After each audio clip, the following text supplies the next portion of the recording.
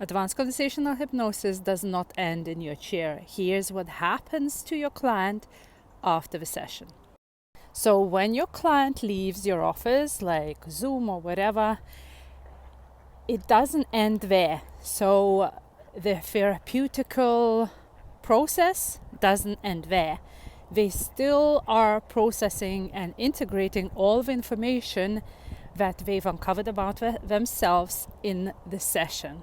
And here's how it may look like. So I like to use my own client examples because it's easier to understand. So I'm going to tell you about one of the clients and the type of processing that she was going through. And this type of processing is when, after a session, your client is still getting insights about their life, about their problems, about maybe what happened in the past, etc., etc.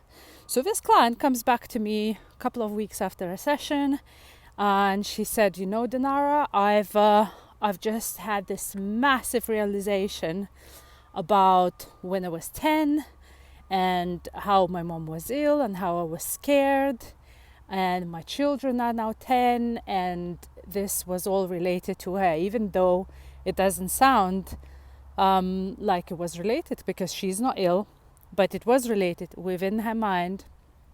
And basically in that email she said also, let's leave out the second session for another couple of weeks because I need to process this. And I'm like, okay, that's cool, let's leave out. And the thing is that your clients, they are not, they are intelligent people. When I worked with her, I told her about the processing, and after a session, I normally explain my clients the processing and what may happen. And she straight away realized herself that this is something that she still needs to process before we jump into another session. And so it's like almost the therapy had happened to her out of the blue, and she's now therapized herself and said, I need to process this, rather than we're sitting in a session and that comes up. That could also happen. But the thing is that she might think it came out of the blue, but I know it didn't come out of the blue because we worked on this. We've uncovered a lot of things in the session, and it's her mind is looking for the ways to fix her own problem. And this is what ACH is about. So another type of processing is when your client kind of gets turbulent.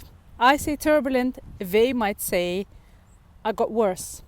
But it's not that they got worse, is that whatever was hidden underneath the layers of protection has now been exposed and is processing in a way that, for example, one of my clients, she came for social anxiety.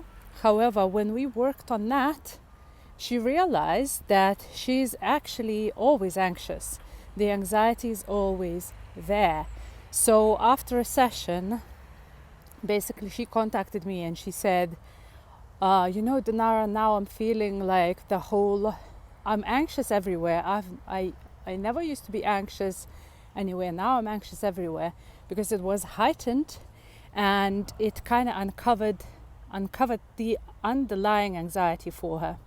And so what I normally do, I offer them a support with processing call, basically. And we jumped on a call. I spoke to her. I reassured her that this is part of a process. And you know how you can't see what's actually happening until you're in it. So like a week later or so, she's contacted me again and she said, oh, it's all settled, but now I understand that actually this wasn't something that, it just came up. I was always anxious. I just have no time to think about it, to feel it. And I've been masking this anxiety all of my life and now is settled, I can actually see that.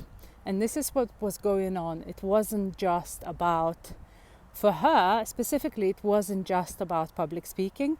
It was also like the underlying thing that kept going on throughout her life. So what happens with hypnotherapists or therapists who hears this from the clients? They jump into doing another session, right? Because like, oh my god, like you're feeling worse, let's do another session. But if you understand how processing works and when it is the time to do another session and when it is the processing, the effects of processing, and when it is that your session uncovered something deeper that could not be released before, then you will know what to do next, whether you just jump on a call and reassure her or whether you just have another session. So this is one of the other types of processing that might be happening after the session, and some people might get scared, but we must remain in our therapeutic role where we encourage the person, encourage the client to to bear with us, to let this process and come back when it's settled if there is still a problem, right? So third type of processing is when your client's sleep gets disrupted.